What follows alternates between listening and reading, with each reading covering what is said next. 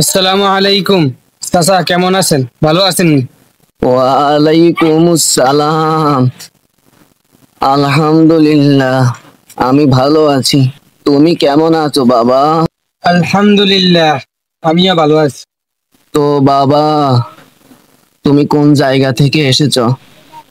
তোমার বাড়ি কোন জায়গা বাবা? চাচা, আমি দৌলতপুর গ্রাম থেকে এসেছি। আমার বাড়ি দৌলতপুর গ্রামে। ও আচ্ছা। তো বাবা, তুমি এই গ্রামে কেন এসেছো?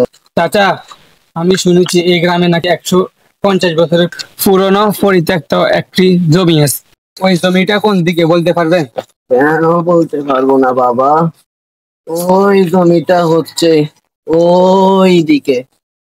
তুমি আমার সাথে চলো বাবা, আসো আমার সাথে।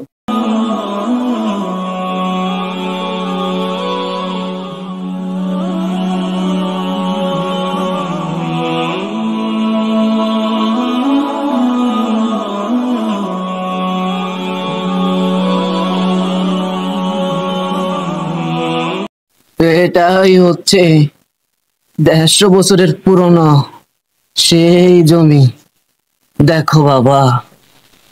আচ্ছা চাচা, 150 বছর ধরে এই জমিতে আবাদ হয় না কেন? এই জমির কি কোনো মালিক নেই? এই জমির মালিক তো ছিল বাবা। এই জমি নিয়ে অনেক ঝামেলা হয়েছে, অনেক মামলা মোকদ্দমা হয়েছে। এই জমির মামলা এখনো আছে। আচ্ছা চাচা, এই জমিটার পিছনে আসল রহস্যটা কি আমাকে বলতে পারবেন? রহস্য তো অনেক লম্বা কাহিনী বাবা। রহস্য অনেক লম্বা কাহিনী বাবা। তুমি যখন শুনতে চাচ্ছ বাবা, তাই আমি তোমাকে বলতেছি। তাহলে শোনো বাবা।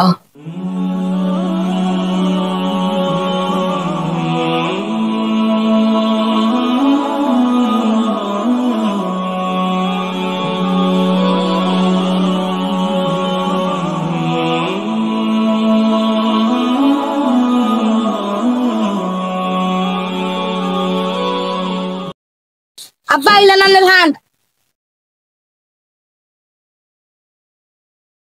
এই খাড়া কোনায় যাস? ওগুলো কথা আছে।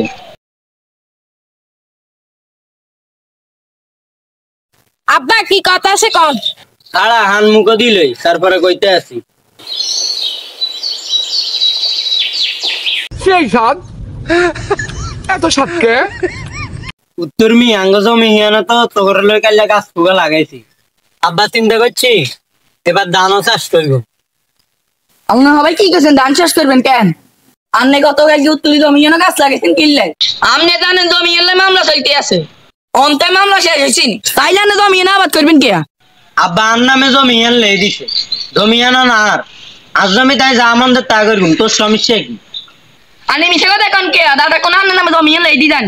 দাদা আর আব্বার নামে জমি এনে লেদি গেছে। আপনি দেন কন জমি এনে আপনার নামে লেদি গেছে, তাহলে দলিল দেন। তুই দেন কস তোর আব্বার নামে তোর দাদা জমি হিয়ান লে দি গেছে, তাহলে তুই আন দলিল দে। আমি তো কিছু বুঝি না। জমি এনে মামলা শেষ হওয়ার আগে আপনি কোনো কিছু করতে লিখতেন না। জমি এনে মামলা শেষ হওয়ার আগে আপনি যদি কোনো কিছু করার চেষ্টা করেন, অনেক অনেক খারাপ হয়ে যাবে কইলাম। এই তোর কানে কি কথা যায় না? বললাম না জমি হিয়ান আর জমি হিয়ানের মধ্যে আই যা আমাদের তা করবি, তোর সমস্যা কি? তুই হাইলে কিছু করি দে। বুঝছি আনার বালা কথা কামাইতো না, আজ জানার সব শেষ করে দিন।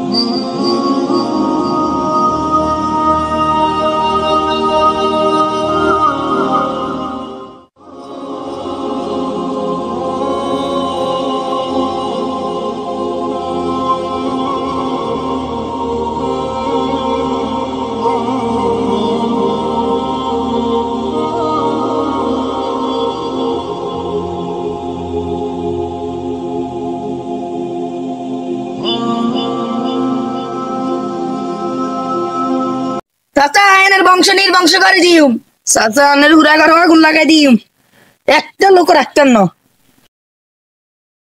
শেষে বাতিজা বেঁচে গেল।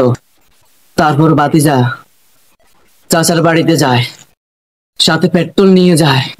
পেট্রোল দিয়ে চাচার বাড়িঘর সব পুড়িয়ে দিবে, চাচার বংশ নির্বংশ করে দিবে। কিন্তু বাতিজার বউ গেছিল চাচার বাড়িতে, ঘরের মধ্যে। বাতিজার বউ, বাতিজা তো সেটা জানে না।